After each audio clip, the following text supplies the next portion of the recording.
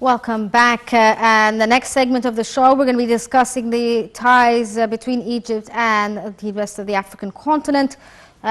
Egypt lies between developed and African countries, serving as a hub for expertise and experience transfer from northern to southern Africa. The African region is one of the major sections in the Egyptian foreign policy, as Egypt is closely related to the rest of Africa culturally, historically, geographically, and economically, reflecting the special Egyptian-African relations and interests in general. Africa is the top of Egypt's partners, and not only for the historical and geographic connections, that brings the two sides together, but also their partnership and opportunities and challenges. We're joined over the phone right now by Mr. Yousef Mazhar, an economic expert. Good afternoon to you, sir. Can you hear me? Yes, I can hear you. All the way from Africa. Thank you for joining us. We're on the same continent. The Egyptian-African relations is a priority to the leadership. Efforts exerted to improve these relations and boost cooperation has been part of a top agenda. What are the elements on the political and economic arenas that are being focused on right now when it comes to cooperation between Egypt and the rest of the continent?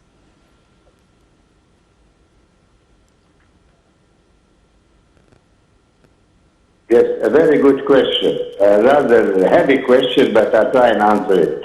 Africa, we've been always in Africa. Even back to very old times, Egyptians, Islamists went. The Prophet Muhammad also went to a part of Africa, which is Ethiopia. Now, Africa has been very far away because of transportation, but our African traders went down to Madagascar, and from Madagascar, which is the biggest island in Africa, and from Madagascar, it was a very good stepping stone into Africa itself. So the first contacts between Egypt and Africa were on the coastline. And don't forget that Queen Hatshepsut sailed with her navy all the way to the East African coasts and landed there and brought back many things from Africa. So Africa was known to Egypt even in the age of the different dynasties. But as we go on and as you ask a question, we will continue to where we are now. Yes. And what about where we are now? I mean, there is economic cooperation between African countries, including creating, like you were saying, roads and services to join these African nations together, like the railway system that is being built right now to connect different countries together. How is this going to help? Correct. Well, at the beginning, of course, it was all trading. Yes. But now, the African countries want to develop.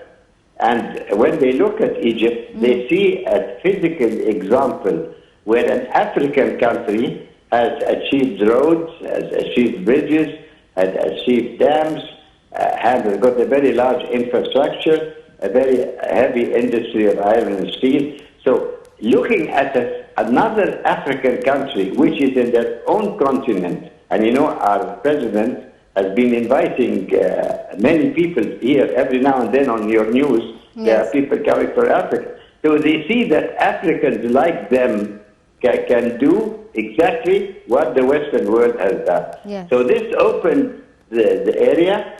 The areas, of course, the Africans chose, first of all, simple things like trade, let's say, they went on to ask for more things. There's a dam which has been built by Egypt with two very famous Egyptian companies. There are also all sorts of productions being made there. So it's not only pure trading, it's also setting up establishments.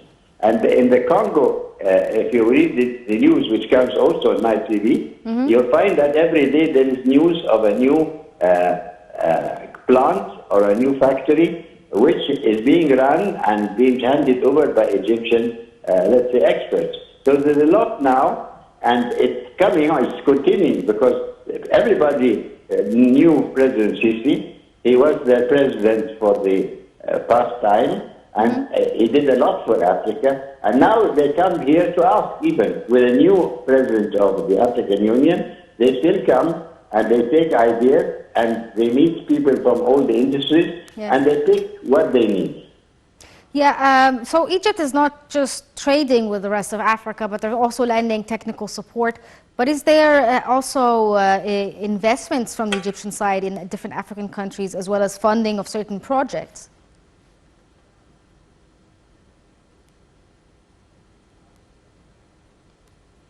Yes. Well, look, I prefer not only to talk about investment. Look, cooperation, we always talk about investment, but there also can be cooperation in trading. I mean, that's just a trade. You don't have to invest, you just trade.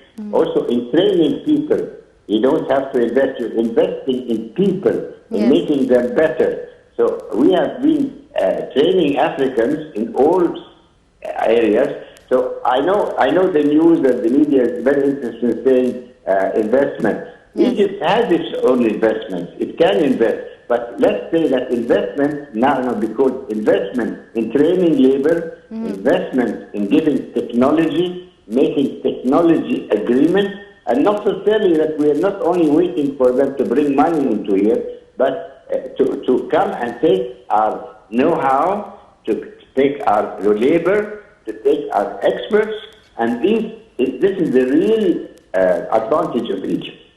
Yeah, what about cooperation with the rest of the continent when it comes to combating the pandemic? Do you see this being very active? I know Egypt has projects to not only produce vaccines locally for Egyptians, but also to export them to the rest of the continent. Correct. Look, it's very important that a country in Africa, all countries in Africa look to each other, and they look also to North Africa because they're somehow more developed sometimes, and they look to Egypt. And they have seen what has happened. Egypt has got one of the best rates for fighting this epidemic. They have also been very quick to set up 2 plants. One is in October, there's another one very close. And these two, it's a step further. It's not importing and waiting for some country to give us a batch of 1 million or so on. We have now know-how. The plants are running. They're being tested now. So the Africans will see eventually. Now they're just scrambling to buy from wherever they can. But after that, when they see there are factories running every day, every night, and producing a very good, well-tested vaccine, I think there'll be a cooperation in the future because these countries like to see success stories and they like to copy them in their own way.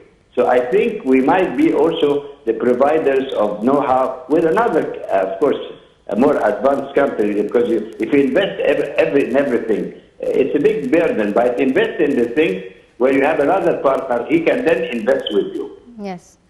Of course, investing in people's health is very important, and because of the wide gaps in distribution between developed nations and underdeveloped nations, Egypt's going to help a lot in Africa. But when it comes to cooperation as well, can you tell us a bit about projects that Egypt is cooperating with when it comes to African countries, like the dam that's being built in Tanzania, or hospitals in Djibouti? Is this a common occurrence? Yes, you're quite right. This is a very good example, and it gave a chance to Egyptian companies to go into the dam business. Now, it's easy to say we are building a dam, but let's take the elements of it. Number one, you must have very good construction companies.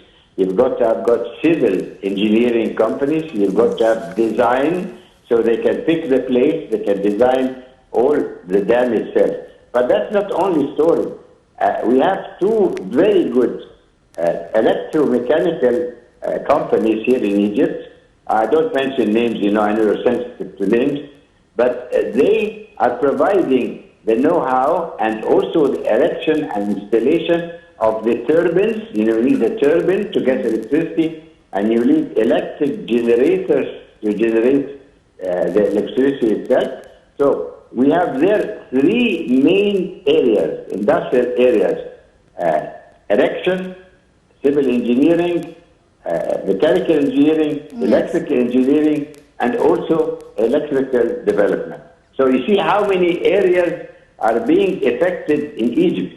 And these are private. Sometimes they are also with some governmental partnership, depending not on that we want a government to do everything, depending who is more capable and who is more able to give a good service, because they are comparing Egypt to other countries, because the British were there, the French were there, the Germans were there very long time ago. But I think that we're doing a good job, and I see let's say the presidents of all these countries where we had projects coming to President Sisi and saying, thank you very much, it works very quickly, and the Egyptian experts have not been, let's say, very tough about telling their way of doing things. They've been open. They say, look, we're doing it this way. Next time you do it. So it's not the old idea of the Western company or keeping all the secrets. But they are saying, we are brothers. We'll do it with you this time. Next time, if you want us a little bit, we'll come. But now you know how to do this, and this. And they train their people in the civil engineering, let's say the building. They train in the mechanical. It's another way of cooperating. So I want to say the word investment is much more deep than the question of money moving from one to another. Yeah, and this is a way of maintaining sustainable development. What other efforts are done by Egypt to maintain sustainable development in Africa? Like there's a program by the National Institute for Governance and Sustainability Development, where they empower African women and help them, train them to be leaders in their community.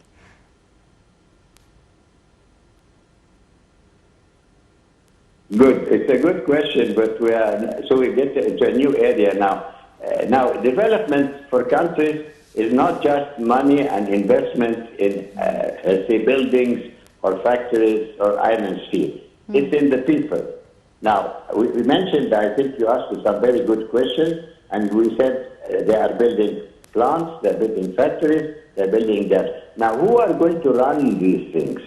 Who are going to plan the dams, when they're going to open and when they're going to shut the water down? Who is going to make the plans about the amount of water that will be flowed and be needed? There, we have to help again.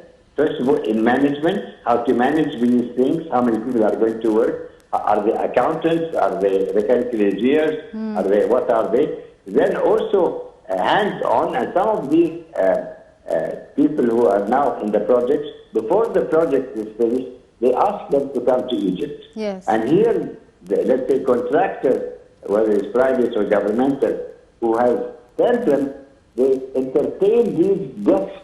And the guests love Egypt because they see a culture. It's not, being a partner in Africa is not only just selling things. You want to show that you have a culture. Now, some African countries don't have very, very many years of culture because they were in the Black Ages. So they see that a country with culture, can have music, can have a good way of living, and also have a good way of doing things. And part of sustainable development as well, like you were saying, is mediating or ending conflict within the continent, which has been for decades a problem. Is this also part of what Egypt is trying to do? Yes. Well, the word sustainable, and I was working with the United Nations for a long time. I was very puzzled by the word sustainable. You know what it really means? It means that if you do something, you don't do it and leave it, and then after 1 year, find nothing. Sustainable is that you sustain or you maintain what you have done, whether in training of people or of building. So something that will be there in 10 and 20 years and has not been taken off the map. Okay, Dr. Yousef Mazhar, an economic expert, thank you so much for joining us here on Cairo Local Time. Unfortunately, we're out of time for this episode of Cairo Local Time, but stay tuned for more updates on Now TV.